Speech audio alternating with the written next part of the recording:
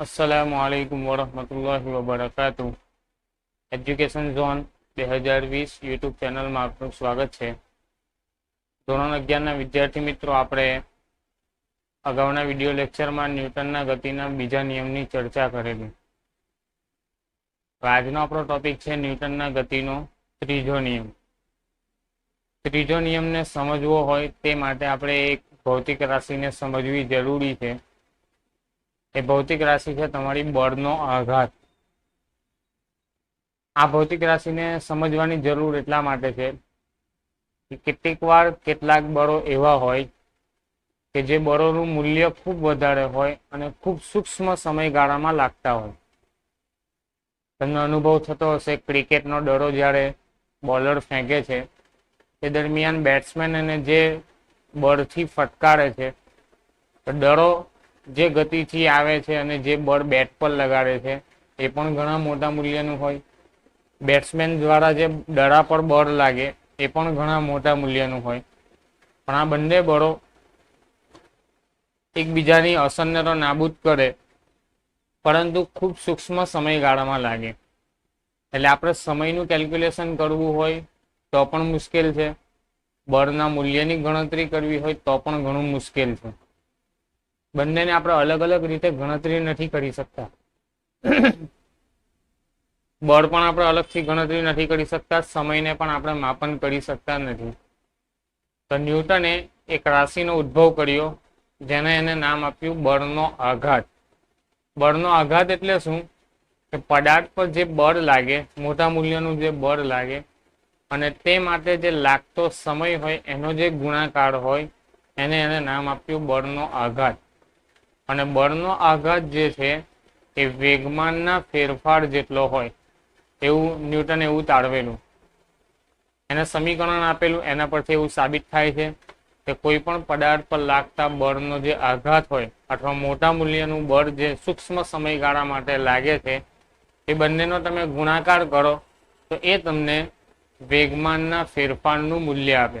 અને જો તમને વેગમાનનો ફેરફાર ખબર હોય તો તમે એ બળની કેલ્ક્યુલેશન કરી શકો છો। તમારા બળના આઘાતની વ્યાખ્યા શું થશે? પદાર્થ પર લાગતા બળ અને તે માટે લાગતા સમયના ગુણાકારને શું કહેવામાં આવે? બળનો આઘાત। માની લો કે કોઈ પદાર્થ છે, એ પદાર્થ પર F જેટલું બળ લાગે છે અને ડેલ્ટા ટી જેટલો સમયગાળો હોય તો બળનો આઘાત બરાબર શું થાય? F ઇન્ટુ ડેલ્ટા ટી, બરાબર છે। ન્યૂટનનો ગતિનો બીજો નિયમ આપણને ખબર છે, F ઇઝ ઇક્વલ ટુ શું થાય? ડેલ્ટા પી ના છેદમાં ડેલ્ટા ટી, સદિશ ડેલ્ટા પી ના છેદમાં ડેલ્ટા ટી, વેગમાનનો ફેરફાર છેદમાં સમય, એને શું કહેવાય? ન્યૂટનના ગતિનો બીજો નિયમ। તો અહીંયા આપણે F બરાબર ડેલ્ટા પી ના છેદમાં ડેલ્ટા ટી મૂકીએ તો ડેલ્ટા ટી કેન્સલ આઉટ, તમને શું મળશે? ડેલ્ટા પી। એનો મતલબ શું થાય? આઘાત ઇઝ ઇક્વલ ટુ વેગમાનનો ફેરફાર, કે શરૂઆતનું જે વેગમાન પદાર્થનું હતું તે માઇનસ અંતિમ વેગમાન જે હતું એ બંનેનો તમે ફેરફાર લો તો એ તમને શું આપે? બળના આઘાતનું મૂલ્ય આપે। માની લો કે અંતિમ વેગમાન તમારું P2 છે, પ્રારંભિક વેગમાન તમારું P1 છે, તો P2 માઇનસ P1 કરો તો તમને વેગમાનનો ફેરફાર ડેલ્ટા ટી મળે અને એ જ મૂલ્ય તમને શાનું મૂલ્ય મળે? બળના આઘાતનું, બરાબર। P2 તરીકે તમે m ઇન્ટુ V2 લઈ શકો। માની લો કે કોઈ પદાર્થ m દળનો પદાર્થ છે, એનો અંતિમ વેગ V2 છે અને પ્રારંભિક વેગ V1 છે, તો m ઇન્ટુ V2 કરો તો તમને અંતિમ વેગમાન મળે। P બરાબર mv, આપણને ખબર છે દળ અને વેગનો ગુણાકાર એને વેગમાન કહેવાય। તો m ઇન્ટુ V2 કરીશું તો તમને P2 મળશે, માઇનસ m ઇન્ટુ V1 કરીશું તો તમને P1 મળશે। તો m V2 minus m V1 is equal two m V2 minus V1 એ તમને શાનું મૂલ્ય આપશે? બળના આઘાતનું મૂલ્ય આપશે। હવે આ આઘાતના કન્સેપ્ટનો ઉપયોગ કરીને ન્યૂટને ગતિનો ત્રીજો નિયમ આપેલો। એને શું કીધેલું? કે આઘાત અને પ્રત્યાઘાત હંમેશા સમાન મૂલ્યના અને પરસ્પર વિરુદ્ધ દિશામાં હોય। આઘાત અને પ્રત્યાઘાત શું છે? તે એક પ્રકારના બળો જ છે। આઘાત પણ શું છે? એક બળ જ છે। આઘાત અને પ્રત્યાઘાત શું છે? એક પ્રકારના બળો છે જે પરસ્પર બે પદાર્થો દ્વારા ઉદ્ભવે।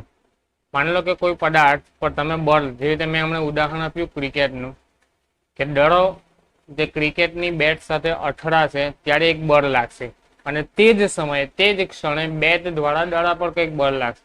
તો બેમાંના એક બળને તમે આઘાત કહી શકો અને બીજા બળને તમે પ્રત્યાઘાત કહી શકો.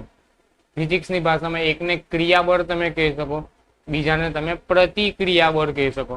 તો ન્યૂટને એવું કીધેલું કે આઘાત અને પ્રત્યાઘાત એટલે કે ક્રિયાબળ અને પ્રતિક્રિયાબળ પરસ્પર સમાન મૂલ્યના હોય અને એકબીજાની વિરુદ્ધ દિશામાં હોય. એટલે કે એક પદાર્થ પર અહીંયાથી હું બળ લગાડું તો એ આ દિશામાં હોય તો એની વિરુદ્ધ દિશામાં પ્રતિક્રિયાબળ મને મળે. બરાબર છે. એવું ન્યૂટનનો ગતિનો ત્રીજો નિયમ કહે છે. અને આ વસ્તુ વાસ્તવિક છે. આપણે કોઈ દડાને દિવાલ પર ફટકારીએ તો એટલા જ વેગથી અને એટલા જ બળના મૂલ્યથી એ દડો આપણી તરફ પાછો ફેંકાય. તે શું થઈ ગયું? આઘાત અને પ્રત્યાઘાત. દડો જ્યારે દિવાલ પર મેં ફેંક્યો અને જે બળ લાગ્યો એને શું કહેવાય? આઘાત બળ, આઘાતી બળ, બરાબર, અથવા ક્રિયાબળ. અને તે જ ક્ષણે દિવાલ દ્વારા દડા પર બળ લાગ્યો અને આપણી પાસે પાછો આવ્યો તો એને કયું કહેવાય? પ્રતિક્રિયાબળ અથવા પ્રત્યાઘાત કહેવામાં આવે. તો આઘાત અને જે પ્રત્યાઘાતી બળ છે એ બંને કેવું હોય? સમાન મૂલ્યનું હોય અને એકબીજાની દિશા વિરુદ્ધ હોય. એક આ દિશામાં લાગે છે, બીજું એની વિરુદ્ધ દિશામાં લાગે. બરાબર છે. એનો ઉપયોગ કરીને ત્રીજો નિયમ ન્યૂટન આપેલો છે. બહુ ફેમસ નિયમ છે. અત્યાર સુધી આપણે જાણીએ છીએ, 9મા ધોરણમાં પણ ભણીને આવ્યા.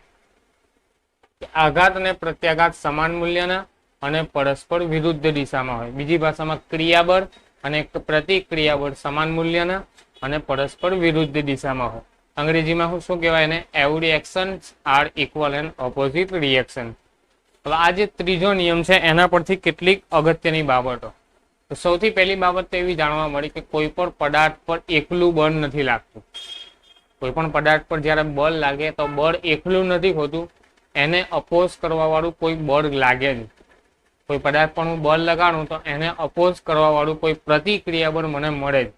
ને કુદરતનો પણ નિયમ છે. વ્યવહારિક જીવનમાં પણ આપણે જોયું હશે કે તમે કોઈને એક તમાચો મારો તો સામેથી તમને બીજો તમાચો પડે જ. બરાબર છે.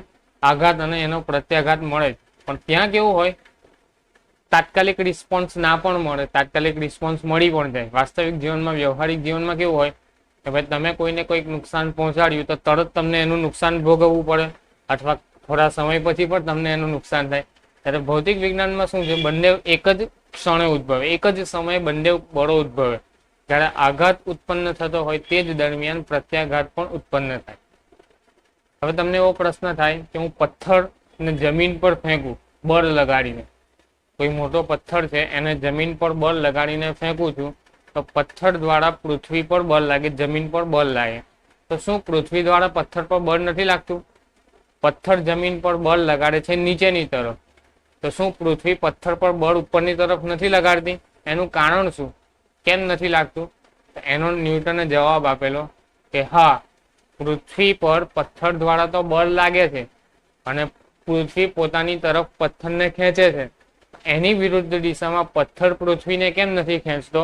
તો પથ્થરની સાપેક્ષમાં પૃથ્વીનું વજન ઘણું મોટું છે. પથ્થર બળ તો લગાડે છે, પથ્થર પોતાના એબિલિટીને કારણે, પોતાની ક્ષમતાને કારણે પૃથ્વીને ખેંચવાનો પ્રયત્ન પણ કરે છે. પથ્થરની સાપેક્ષમાં પૃથ્વીનું વજન ખૂબ વધારે હોવાથી પથ્થરે પૃથ્વીને યોગ્ય મૂલ્યના બળ દ્વારા ખેંચી શકતો નથી. એટલે પૃથ્વી સ્થિર લાગે. બાકી ખરેખર બંને પ્રકારના બળો ઉદ્ભવે, આઘાતી બળ પણ અને પ્રત્યાઘાતી બળ પણ. પથ્થર દ્વારા પૃથ્વી પર આઘાતી બળ લાગે અને પૃથ્વી દ્વારા પથ્થર પર પ્રત્યાઘાતી બળ લાગે. ઓકે, તો ત્રીજો નિયમ શું કહે છે કે આઘાત અને પ્રત્યાઘાતી જે બળ છે એ હંમેશા સમાન મૂલ્યના અને પરસ્પર વિરુદ્ધ દિશામાં હોય. બીજી એક બાબત એના પરથી ફલિત થઈ કે બળો હંમેશા જોડમાં લાગે. ન્યૂટનના ગતિના ત્રીજા નિયમ પરથી શું સાબિત થયું કે બળો હંમેશા જોડમાં લાગે, પેરમાં લાગે. બરાબર છે. કેટલીક વાર એવું થાય કે એક બળની અસર વધારે દેખાય, બીજા બળની અસર ઓછી દેખાય. કેટલીક વાર એવું જણાય કે બંને બળોની અસર તમને સમાન જોવા મળે, પરંતુ બળો હંમેશા શામાં હોય? જોડીમાં જ હોય. બરાબર. બીજું તમને બે શબ્દો આપેલા છે, ક્રિયાબળ અને પ્રતિક્રિયાબળ. એમાં ગૂંચવાડો ઉભો થાય કે ભાઈ ક્રિયાબળ કોને કેવું, પ્રતિક્રિયાબળ કોને કેવું. તો બંને શું છે? એક પ્રકારના બળ જ છે. તમે બંને બળો પૈકી કોઈ પણ એક બળને ક્રિયાબળ તરીકે સ્વીકારી શકો અને કોઈ બીજા બળને એના વિરુદ્ધ દિશામાં જે બળ લાગતું હોય એને તમે પ્રતિક્રિયાબળ તરીકે સ્વીકારી શકો. એમાં તમારા પર ડિપેન્ડ છે. ક્રિયાબળ તમે કોને કહેશો, પ્રતિક્રિયાબળ કોને કહેશો, એ તમારે યોગ્ય રીતે લઈ શકો. બરાબર છે. એમાં કોઈ એવું નથી કે જે પહેલા લાગે તેને ક્રિયાબળ કેવું, જે પછી લાગે તેને. કેમ કે બંને બળો એક જ સમયે એક જ ક્ષણે ઉદ્ભવે છે.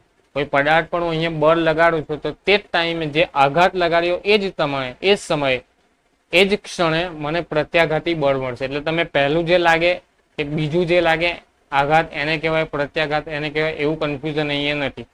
અહીંયા તો બે માંથી કોઈ એક બળને તમે આઘાત તરીકે સ્વીકારી શકો અને બીજા બળને પ્રત્યાઘાત તરીકે સ્વીકારી. બરાબર છે. ચાલો બીજું, અહીંયા બળ જે છે તે કોઈ એક પદાર્થ પર નથી લાગતું, બે પદાર્થો પર લાગે. બરાબર છે. બે પદાર્થો પર લાગવાનો શું મતલબ કે કોઈ એક પદાર્થ દ્વારા બીજા પર લાગે અને કોઈ બીજા પદાર્થ દ્વારા પહેલા પર લાગે. તો બળો હંમેશા જોડમાં લાગે. બંને બળો આઘાતી અને પ્રત્યાઘાતી બળો એક જ ક્ષણે ઉદ્ભવે. અને ત્રીજી બાબત, બંને બળો જુદા જુદા હોય. જુદા જુદા એટલે કે એક બીજા પર લગાવે અને બીજો પહેલા પર લગાવે. માની લો કે કોઈ બે પદાર્થનું તંત્ર હોય, પદાર્થ એ અને પદાર્થ બી. માની લો કે બી પદાર્થ એ પદાર્થની તરફ ખેંચે છે, તો શું થશે કે બી પદાર્થ દ્વારા એ પદાર્થ પર બળ લાગ્યું, તો એને શું કહેવાય? બી પદાર્થ દ્વારા એ પદાર્થ પર બળ લાગ્યું, તો એને લખાય એફ એ બી. બી પર અથવા એ પર બી વડે લાગતું બળ. સાદી ભાષામાં શું યાદ રાખવાનું? એ પર બી વડે લાગતું બળ. પર વડે શબ્દ યાદ રાખવાનો. એફ એ બી લખેલું હોય તો એ પર બી વડે લાગતું બળ, અને એફ બી એ લખેલું હોય તો બી પર એ વડે લાગતું બળ. તો જ્યારે કોઈ પદાર્થને તમે ખેંચવાનો પ્રયત્ન કરો તો શું થાય કે ખેંચતી વખતે અથવા ખેંચવાની પ્રક્રિયા દરમિયાન પદાર્થ એ પર તમે બી દ્વારા બળ લગાડો, એટલું જ બળ એની વિરુદ્ધ દિશામાં પદાર્થ બી દ્વારા તમારી ઉપર લાગશે. બરાબર છે. એને શું કહેવાય? ક્રિયાબળ અને પ્રતિક્રિયાબળ, જે એક જ ક્ષણે ઉદ્ભવે. એના પરથી આપણે એવું તાળવી શકીએ ન્યૂટનના ગતિના ત્રીજા નિયમ અનુસાર કે એફ એ બી નું મૂલ્ય અને એફ બી એ નું મૂલ્ય બંને કેવું હોય? સમાન હોય, પરંતુ પરસ્પર દિશા કેવી હોય? વિરુદ્ધ હોય. એટલે એક તમારું માઇનસ આવશે. બરાબર છે. તો આ હતી તમારી સિમ્પલ ફિનોમિના ન્યૂટનના ગતિના ત્રીજા નિયમની, જે તમે અગાઉ ભણીને જ આવેલા છે કે આઘાતી બળ અને પ્રત્યાઘાતી બળ સમાન મૂલ્યનું અને પરસ્પર વિરુદ્ધ દિશામાં. એક નવી ટર્મ સમજવાની હતી, બળનો આઘાત. તો બળનો આઘાત શું છે? સિમ્પલ તમારા વેગમાનનો ફેરફાર જ છે. તમે બળનો આઘાત કેવી રીતે ગણી શકો? તો વેગમાનનો ફેરફાર ખબર હોય તો તમે બળના આઘાતનું મૂલ્ય ગણી શકો છો. હવે આગળનો આપણો નેક્સ્ટ ટોપિક છે વેગમાનનું સંરક્ષણ. ચાલો આપણે ન્યૂટનના ગતિનો ત્રીજો નિયમ જોયો કે આઘાત અને પ્રત્યાઘાત પરસ્પર સમાન મૂલ્યના અને વિરુદ્ધ દિશામાં હોય છે. અને એના માટે અગત્યની બાબતોની પણ ચર્ચા કરી કે જેમાં ગતિના ત્રીજા નિયમ અનુસાર બળો હંમેશા જોડમાં લાગે. કોઈ એક બળની અસર તમને જોવા મળે, કોઈ એક બળની અસર તમને ન પણ જોવા મળે, પરંતુ બે બળો હંમેશા જોડમાં ઉદ્ભવે. બીજું, બંને જે બળો છે જુદા જુદા પદાર્થો પર લાગે, એટલે કે એક પદાર્થ દ્વારા બીજા પર અને બીજા પદાર્થ દ્વારા પહેલા પદાર્થ પર, આ રીતે તમારા બળો લાગે. ત્રીજી બાબત આપણે જોઈ કે બંને બળો એક જ ક્ષણે ઉદ્ભવે, અલગ અલગ સમયે નથી ઉદ્ભવતા. જ્યારે આઘાત બળ લાગે છે ત્યારે જ પ્રત્યાઘાતી બળ પણ લાગે છે. ચોથી બાબત એ કે ન્યૂટનના ગતિના ત્રીજા નિયમ અનુસાર જે રીતે કોઈ સૂક્ષ્મ કણ માટે તમે આ બળોની અસરને લાગુ પાડી શકો, એ જ રીતે કણોનું બનેલું જે તંત્ર હોય, તંત્ર કોને કહેવાય? કે કણો અથવા વસ્તુઓનો જે સમૂહ હોય એનાથી બનેલું જે તંત્ર હોય, ન્યૂટોનિયન તંત્રશાસ્ત્રમાં ગમે તે જગ્યાએ તમે ન્યૂટનના ગતિના ત્રીજા નિયમને એપ્લાય કરી શકો છો. હવે આ ગતિના પહેલા, બીજા અને ત્રીજા નિયમનો ઉપયોગ કરીને, અથવા ખાસ કરીને બીજા અને ત્રીજા નિયમનો ઉપયોગ કરીને એક નિયમ બનાવવામાં આવ્યો, એને કહેવાય વેગમાનના સંરક્ષણનો નિયમ. શાનો? વેગમાનના સંરક્ષણનો નિયમ, જે પણ તમે 9મા ધોરણમાં ભણીને આવેલા છો. સિમ્પલ વેગમાનના સંરક્ષણનો નિયમ શું કહે છે કે અલગ કરેલા તંત્રમાં તંત્રનું કુલ રેખીય વેગમાન અચળ રહે, અથવા બીજી ભાષામાં આપણે કહીએ તો તંત્રનું જે પ્રારંભિક વેગમાન હતું એટલું જ તમારા તંત્રનું અંતિમ વેગમાન થાય. બરાબર છે. પ્રારંભિક વેગમાન અને અંતિમ વેગમાન સમાન હોય એટલે કે તંત્રનું રેખીય વેગમાન તમારું અચળ રહે. હવે એને એક્સપ્લેન કરવાનો પ્રયત્ન કરી. માની લો કે મારી પાસે બે ઉદાહરણો છે. બંને ઉદાહરણો દ્વારા આપણે વેગમાનના સંરક્ષણના નિયમને સમજાવવાનો પ્રયત્ન કરીએ. એક ઉદાહરણમાં મારી પાસે શું છે? રાઇફલ છે અને ગોળી છે, બંદૂક અને એની સાથે ગોળી હોય. તો શરૂઆતમાં બંદૂક મારી પાસે સ્થિર છે. સ્થિર હોય તો એ અવસ્થામાં મારું વેગમાન 0 હશે, કેમ કે કોઈ પણ પ્રકારનો વેગ નથી. ગોળી પણ ગતિ નથી કરતી, બંદૂક પણ ગતિ નથી કરતી, સિમ્પલ મારા હાથમાં છે. એનું પ્રારંભિક વેગમાન કેટલું હશે? તમારું 0 હશે. બરાબર છે. પ્રારંભિક અવસ્થામાં તમારું તંત્ર કેવું છે? સ્થિર છે. તંત્ર એટલે શું? મેં તમને કીધું વસ્તુ અથવા વસ્તુઓનો સમૂહ. તો આપણે બે વસ્તુનો સમૂહ લીધો અહીંયા. એક તમારી ગોળી અને એક તમારી બંદૂક, બંને એક તંત્રમાં એક સિસ્ટમમાં છે, એટલે એને શું કહેવાય, આપણે કણોનું બનેલું તંત્ર, બરાબર છે. બે વસ્તુઓનો સમૂહ છે તો એને આપણે શું કહી શકીએ, તંત્ર. તો તંત્રમાં આપણી પાસે એક ગન છે, એક બુલેટ છે, બંને સ્થિર અવસ્થામાં છે, એટલે પ્રારંભિક વેગમાન મારું કેટલું છે, 0 છે. હવે ડેલ્ટા ટી જેટલા સમયગાળામાં આપણે રાઇફલની અંદરથી આપણે શું કરીએ છીએ, ગોળીને છોડીએ છીએ. તમને ખબર છે રાઇફલમાંથી આપણે જ્યારે ટ્રિગર દબાવીએ, ગોળીને છોડીએ તો ગોળી આ દિશામાં ગતિ કરે, એટલે કે આ દિશામાં એના પર બળ લાગે, અને એટલા જ મૂલ્યનું બળ ગોળી દ્વારા રાઇફલ પર લાગે જે વિરુદ્ધ દિશામાં હોય. તમે જોઈ શકો છો, કેટલી વખત તમે ફિલ્મોમાં ને એમાં પણ જોયું હશે કે બંદૂક છોડે તે દરમિયાન એક તો ગોળી છૂટે છે તો એ બળ એ દિશામાં લાગે, એની વિરુદ્ધ દિશામાં આપણા પર પણ બળ લાગે, એટલે આપણે કેટલી વખત બંદૂકને પાછળ ખેંચીએ છીએ. જ્યારે ગોળી છૂટે છે ત્યારે આપણો હાથ પાછળની તરફ ખેંચાય છે. તમે જોયું હશે રાઇફલમાં કે જે વખતે બંદૂકમાંથી ગોળી છૂટે છે અથવા છોડવામાં આવે છે તે દરમિયાન એક બળ બંદૂક દ્વારા ગોળી પર લાગે, ગન દ્વારા શાને પર લાગે, ગોળી પર. એફ જેટલા મૂલ્યનું માની લો કે બળ લાગે છે તો ગન દ્વારા ગોળી પર એફ જેટલું બળ લાગે, એટલા જ મૂલ્યનું એની વિરુદ્ધ દિશામાં એટલે કે -F જેટલું બળ ગોળી દ્વારા ગન પર લાગે, અને એના કારણે આપણો હાથ પાછળ ખેંચાય છે. જ્યારે ગોળી છૂટે છે ત્યારે શું થાય છે, આપણો હાથ પાછળ ખેંચાય છે, અને આપણા હાથ અને આપણા બાંધાઓ મજબૂત હોવાને કારણે એ બળનો આપણે વિરોધ કરી લઈએ છીએ અને એનું વેગમાન આપણે શૂન્ય બનાવવાનો પ્રયત્ન કરીએ છીએ.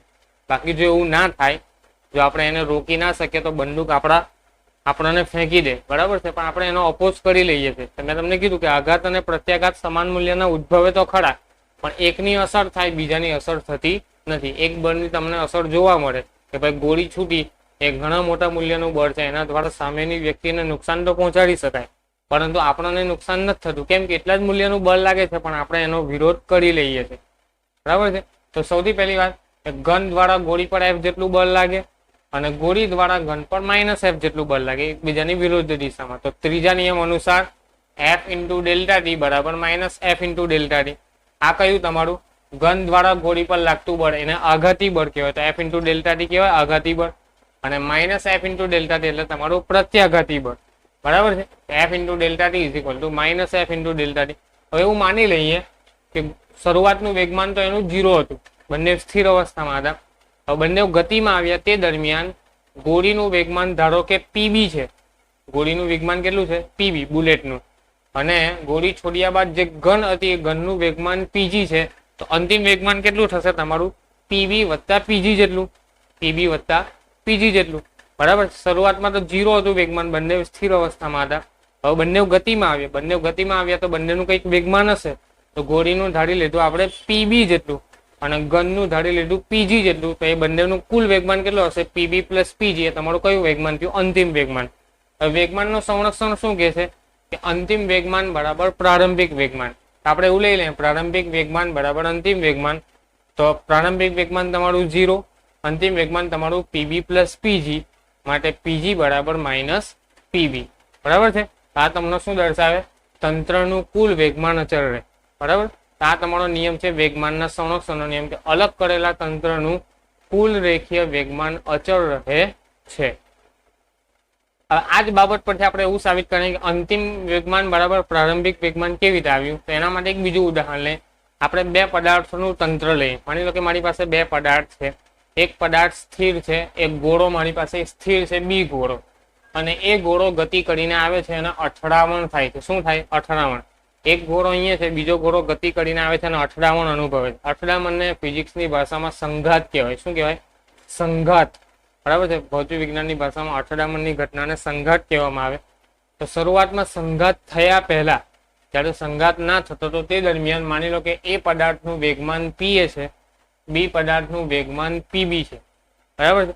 હવે સંઘાત થઈ ગયો, અથડામણ થઈ ગયો. અથડામણ થઈ ગઈ એટલે શું થશે, કણ એ બી ગતિ કરતો હતો, પદાર્થ એ પણ ગતિ કરતો હતો, પદાર્થ બી સ્થિર હતો. હવે પદાર્થ એ ની ગતિમાં પણ કંઈક ફેરફાર થશે, પદાર્થ બી ની ગતિમાં પણ ફેરફાર થશે, એ પણ પોતાની અવસ્થા બદલશે, સ્થિરમાંથી ગતિમાં આવશે, તો બંનેના વેગમાનમાં પણ ફેરફાર થશે. માની લો કે એ પદાર્થનું વેગમાન PA' થાય છે અને બી પદાર્થનું વેગમાન PB' થાય છે, બરાબર છે. ચાલો હવે આપણે ન્યૂટનના ગતિના ત્રીજા નિયમ અનુસાર વેગમાનના ફેરફારની વાત કરીએ. શાની વાત કરીએ, વેગમાનનો ફેરફાર. વેગમાનનો ફેરફાર એટલે શું, F × ડેલ્ટા ટી. શરૂઆતમાં આપણે પદાર્થ એ માટે વાત કરીએ કે પદાર્થ એ પર બી વડે લાગતું બળ. શાની વાત કરીએ? પદાર્થ એ પર બી વડે લાગતું બળ એફ એ બી જેટલું હોય તો F A B into delta T, તો વેગમાનના ફેરફાર જેટલું થાય. વેગમાનનો કેટલો ફેરફાર છે એ પદાર્થમાં? તો ભાઈ અંતિમ વેગમાન એ પદાર્થનું હતું પીએ ડેશ જેટલું અને પ્રારંભિક વેગમાન એ પદાર્થનું હતું પીએ જેટલું. તો એ બંનેનો જે ડિફરન્સ આવે એ તમને શું દર્શાવે? વેગમાનનો ફેરફાર દર્શાવે.